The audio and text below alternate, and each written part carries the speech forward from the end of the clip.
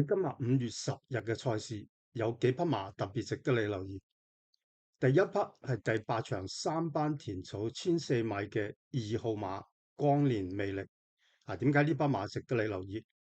如果你去第8場實力馬嗰度睇，你會見到呢場放頭馬唔多，相信嗰個步速係會中等偏慢嘅，即係話同程嘅實力馬可以咬喺中前位置走，而末段具備強嘅加速能力嘅馬匹係最值得留意嘅。而呢匹嘅光年魅力正正屬於呢類馬。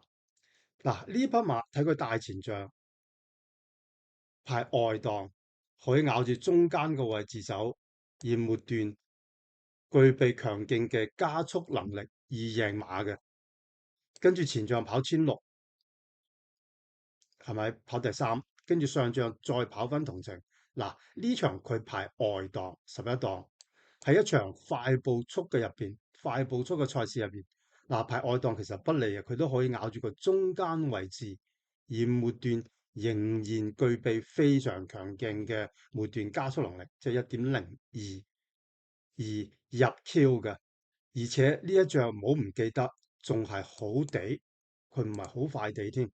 咁即係話呢匹嘅光年魅力，今仗排喺內檔，即係有利啦，唔需要咁後啦，可能可以咬喺中前嘅位置。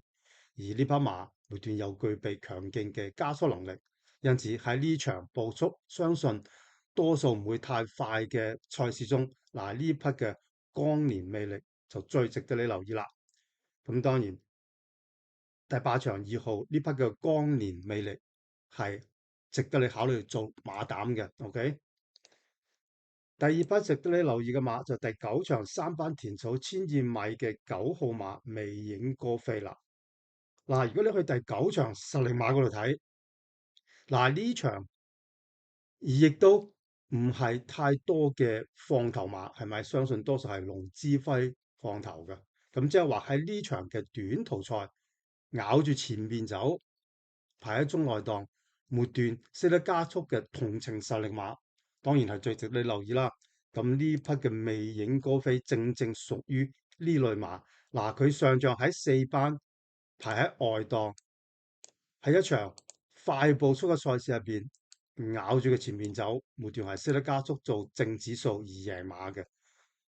同埋佢彈甩二馬而又3/4個身位，即係近3個身位。呢啲馬3歲嘅啫，今次升班孭輕磅，相信係更加好跑嘅。OK，特別係呢啲咁嘅側身馬贏2個身位以上，通常加分加磅或者升班多數都有嘅。因此喺呢場嘅賽事，呢匹跑法有利嘅側身同程實力馬魅影歌飛喺呢場嘅賽事就係你第2匹值得你留意嘅馬匹啦。咁當然呢匹嘅9號馬亦都值得考慮攞嚟做馬膽。仲有一匹就係第10場2班1200米嘅1號馬舉步生風，亦都係值得你留意嘅馬。點解？如果去第10場嘅實力馬嗰度睇，你會見到呢場係有放頭馬嘅，係咪？天天同樂、愛馬線等，相信呢場嘅1200米係一場有步速嘅賽事。咁即係話咬住個中間位置排內檔，而識得過馬，而且末段具備加速能力嘅同程實力馬，最值得你留意。呢匹嘅舉步生風正正屬於呢類馬啦。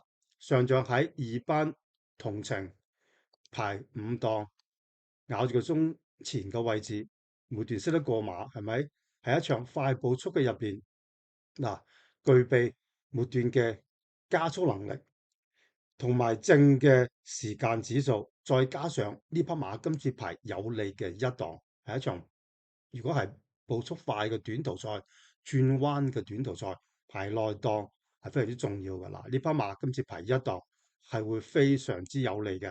再加上呢匹馬上仗係彈甩2馬4個身位，因此呢匹嘅4歲嘅仲係上緊嘅同程實力馬，係呢場嘅賽事就非常值得留意啦。OK，而呢匹嘅1號馬亦都值得考慮攞嚟做馬膽嘅。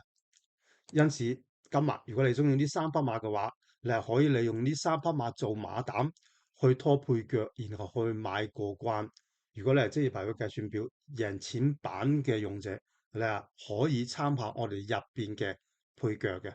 OK。